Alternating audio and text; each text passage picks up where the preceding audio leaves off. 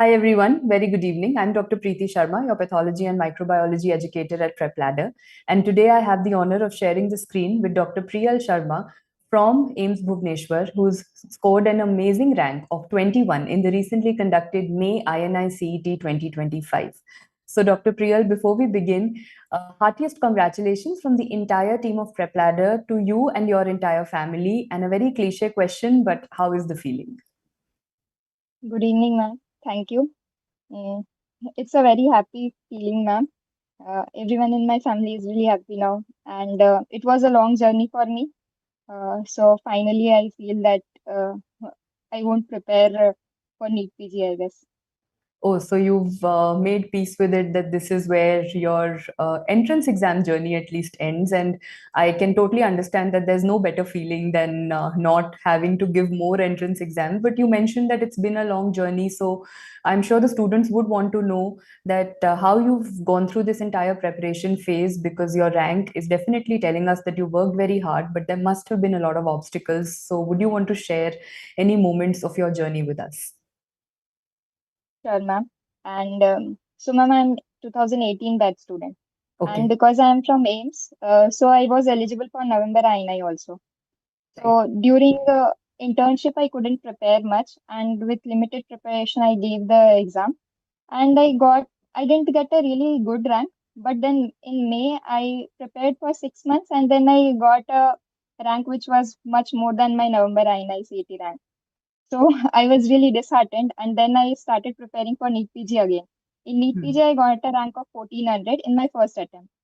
Okay. Then I joined Obs Gynae at VMMC Safdarjung Hospital. Hmm. But unfortunately, I got a ligament tear there, so I couldn't continue.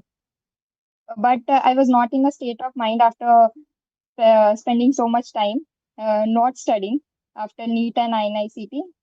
So I thought I'll upgrade to Dharma because it seems to be a easier field to work with in with a injured leg. But then when I joined there, it was around 20K steps, and my legs used to swell up at the end of the day. And uh, I had some effusion and all.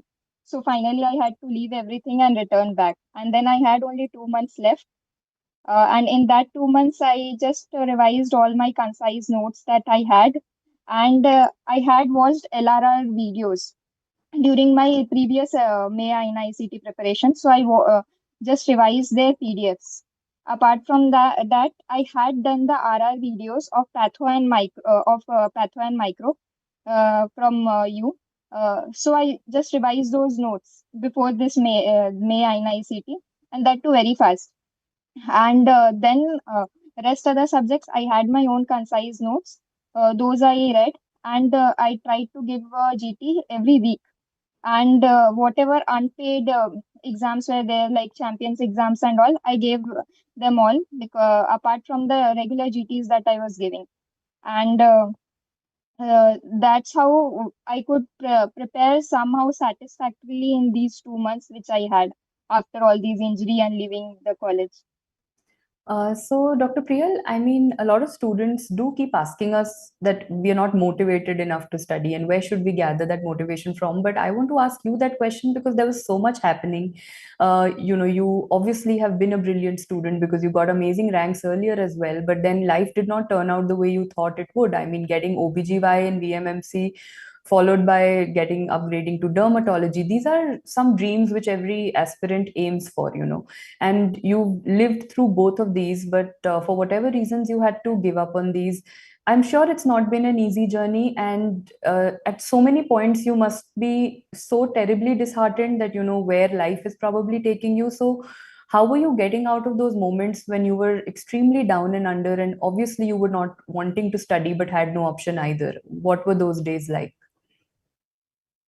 Initially, when it was final that I have to prepare again after so many months of trying not to, I tried everything so that I don't have to give the next INICT or NEET. I even participated in open counseling for INICT. But then finally, I had to prepare again. And so the motivation was that there is no other way. For the first 2 days, I just cried. I talked to my friends. I talked to my parents. They have always been there. with all of my decisions. So some of my friends were also preparing. I would like to take some names: Dr. Vijeta, Dr. Shashwat, Dr. Rajiv. These people I talked to before starting to prepare again. Then throughout the journey, I had Dr. Vijeta with me, and we used to discuss our scores, the GTs and all, whatever score she is getting, and what other resources can we use. Should we change some resource, or it's just 2 months, so we should continue with the same resource? And with the help of my friends, my family, especially my parents, and especially during those 3 hours, the blessing of the Almighty was the most important thing. I think Definitely. I was able to go through these 2 months, which were really. I mean, if you would have asked me 6 months back that was it a tough journey, I wouldn't have said so, even after getting some decent ranks. Because, but after all these things, I would say that last 2, 3 months were the toughest. But if you give your best, have faith that everything will fall in place at the right time. And one rank doesn't just decides your worth. Even if you have a lesser rank, it doesn't mean you are lesser than someone, I feel. There are many people who are preparing with jobs and everything. I Even in these 2 months, the only job I had was to study. Everything was done for me by my parents, and these 2 months I had to dedicate only to studies. So I had that privilege that I could sit and prepare for the exam. But there are many people who are who have to prepare for the exam with their jobs or with other course. So I feel that I had my own share of struggles, but I also had some privilege. So we cannot compare our journey to like I also used to watch some toppers videos and all, and that is what I would say, that anybody seeing me, don't be disheartened that someone has prepared in 2 months or 3 months or 6 months. Everyone has a different journey. Everyone has their own struggles, and you cannot compare anyone's journey to yourself. You just have to give your own efforts, and everything will fall in place. I feel that give the best efforts that you can, so that at the end of the exam, because these are MCQ exams, and anything can happen in those 3 hours. So at the end of the exam, at least you don't regret that whatever 2 or 3 months you had, you didn't utilize them well. So beautifully put across, and I think it's going to give a lot of motivation to students, especially those who've not got their desired rank in this INI set and who are heavily banking upon the upcoming NEET PG. I think this is definitely going to give them that boost that they would wake up tomorrow morning and want to make a new timetable and study and give it their best shot in the last few days. Before we end the session, in the end, you had told us that because you had these 2 months and a time crunch due to a lot of things happening, you were heavily depending on LRR for your preparation. So, how should a student going forward integrate LRR into their study schedule, or what was your entire approach towards it?